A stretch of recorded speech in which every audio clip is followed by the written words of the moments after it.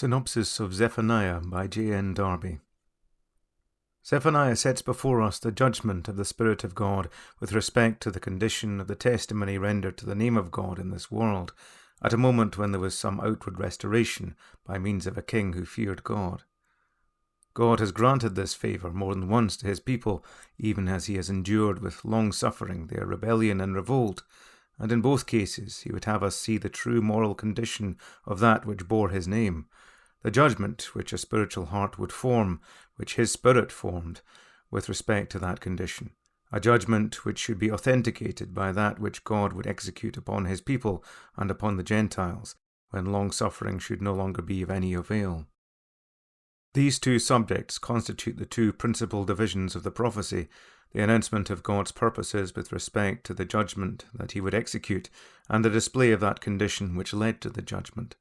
This, as always, is accompanied by the revelation of his counsels in grace, and of the coming of the Messiah, in order to encourage and sustain the faith of the believing remnant of his people. Israel having been appointed the witness for God, when the nations had given themselves up to iniquity and idolatry, the general judgment of the world could be delayed, so long as, that testimony being maintained, the true character of God was presented, for God is slow to anger. Accordingly, he raised up prophets, beginning with Samuel, to remedy the wanderings and unfaithfulness of his people when they themselves had failed.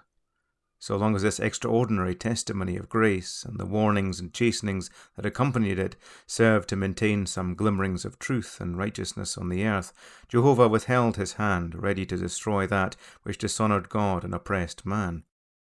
We have seen elsewhere, in the transfer of sovereignty to the empire of the Gentiles, the introduction of a new system, as we find in the New Testament the establishment of the assembly. I do not dwell upon it here. As to the government of the world, in view of the testimony rendered to the name of Jehovah, when Israel, who maintained this testimony amid the nations that were apostate and rebellious against God, had so failed that there was no more remedy, then those nations also had to undergo the judgment they had long deserved. They will bring this judgment upon themselves by filling up the measure of their iniquity and rebellion against God, and by manifesting hatred to God's people, in the joy with which they came forward to accomplish the chastisements which that people had deserved. For God is long-suffering unto them also. He even sends the gospel, whether that of full grace which we enjoy, or the announcement of his coming judgments, in order that all who have ears to hear may escape these judgments. But, in principle, the definitive failure of Israel's testimony left the nations exposed to the judgment their sinful state deserved, this judgment having been suspended because a true testimony was rendered to God. This is the reason why we have constantly found in the prophets the definitive judgment of Israel. The establishment of the Gentile empire, represented by the image and the beasts, the introduction of Christianity, the apostasy which breaks out in its bosom, bring in other objects of the judgment of God, but do not alter the judgment to be executed upon the nations apart from these objects. The judgment of the apostasy and of the Gentile empire comes immediately from heaven, whence flowed the authority of that empire and the blessing of those who are become apostate, and against which they are in rebellion. The judgment of the nations, as such, has Zion for its starting point, Zion now under the judgment, but then delivered through the judgment executed upon the beast that oppressed her. See Psalm 110.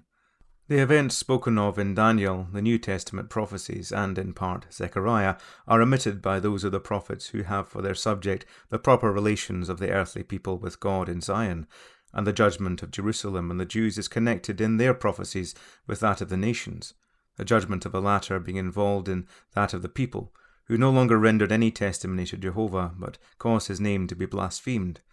This judgment commenced, in regard to the Jews, with Nebuchadnezzar himself. Afterwards, on the decline, at the end of the age, of the empire, which commenced originally with him as golden head, the nations, resuming their strength, use it against Israel, then connected with and subject to the apostate empire, a yet more terrible judgment.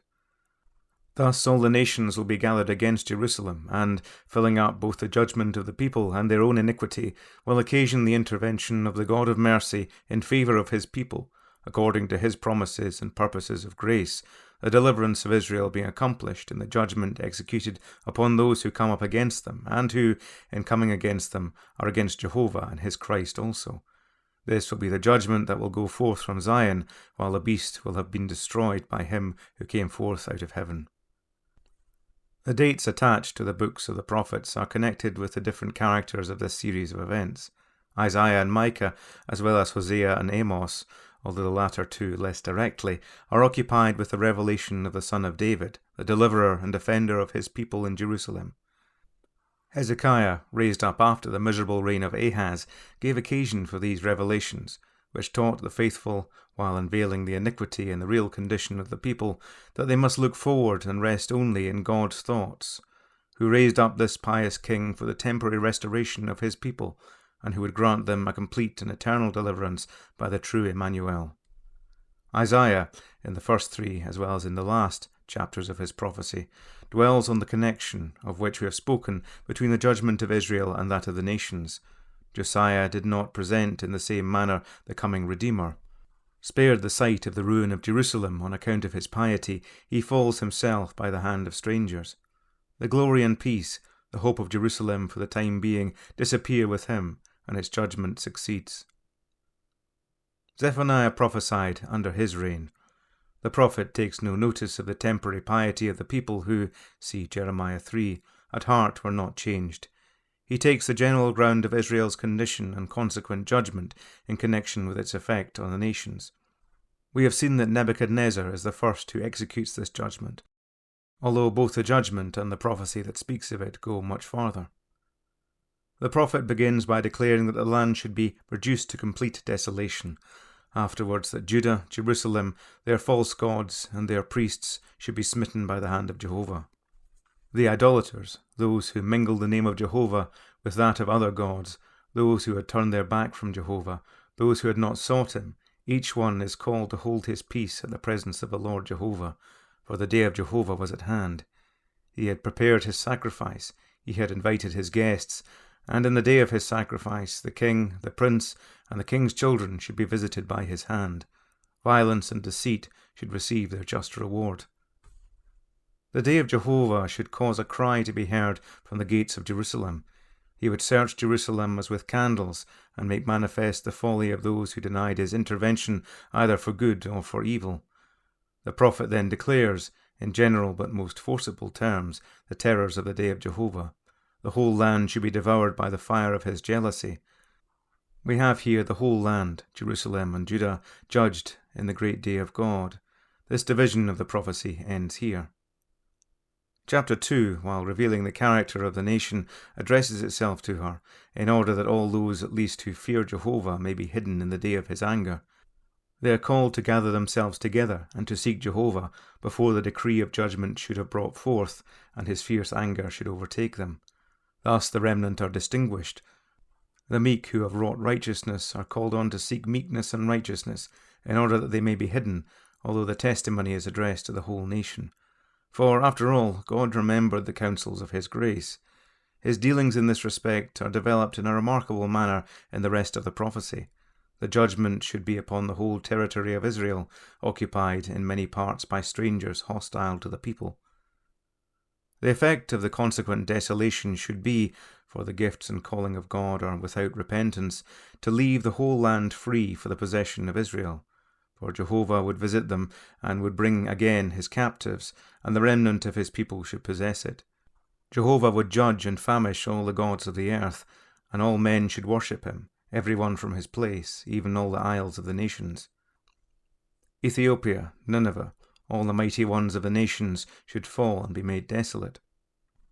This is the judgment of the nations of which we have spoken, of which Nebuchadnezzar was the first instrument, but which is here introduced in view of the last days, when the power established by God shall be in its last rebellion against him.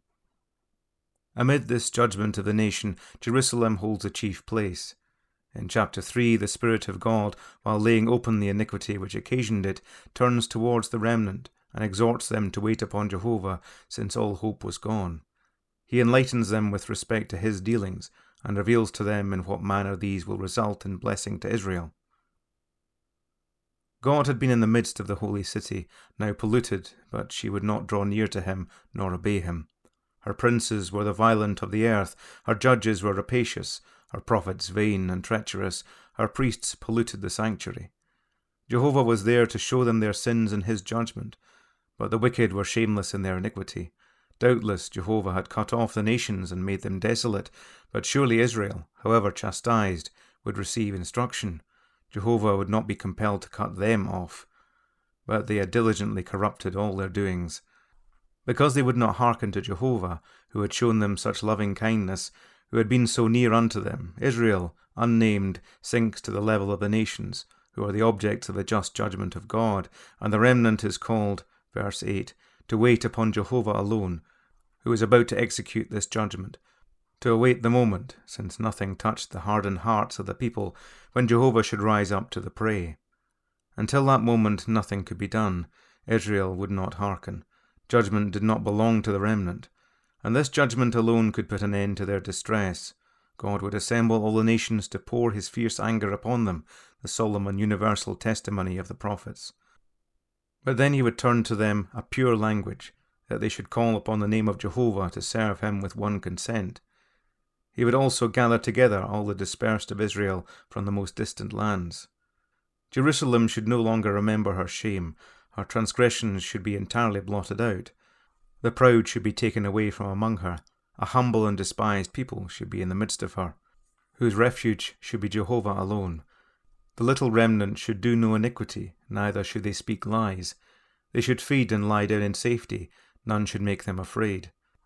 Verses 14 to 17 contain a song of praise, which the Spirit indites and teaches to Zion, whom he calls on to sing it with thanksgivings to Jehovah, who has put away her condemnation forever, who is in the midst of her, who rejoices in his love towards her. All those who had grieved for the reproach of Zion, and who had sighed for her solemn assemblies, should be gathered together. Her enemies should be destroyed, and her children should have praise and fame in every place where they had been despised and reproached. Israel should be a subject of praise among all the nations of the earth. It will be observed that the prophecy of Zephaniah relates to the nations and not to the Gentile empire, of which it says nothing at all, and that the relations of Israel, of which it speaks, are with Jehovah. Their conduct towards the Messiah is not in view. It is Israel, Jerusalem, and Jehovah. Christ is only seen in this character. The special ways of God in the Gentile empire, in the mission of his Son, and in the state of the Jews, consequent upon his rejection, are quite left out, in order to dwell only on the judgment of Israel, on account of her relationship with Jehovah her God. Christ appears only in a very general manner, and as Jehovah the King, chapter 3, verse 15. The judgment of all the nations and its moral effect, the absolute necessity of this judgment, since Israel, among whom God dwelt, would not hearken, are most plainly declared, and their object and their practical effect are pointed out with more precision than perhaps in any other prophecy, with the clear and distinct statement that it is when God executes judgment upon the gathered nations that they will learn the pure language and call on him. The address to the remnant, and their character, and Jehovah's delight in them, are stated with exquisite beauty.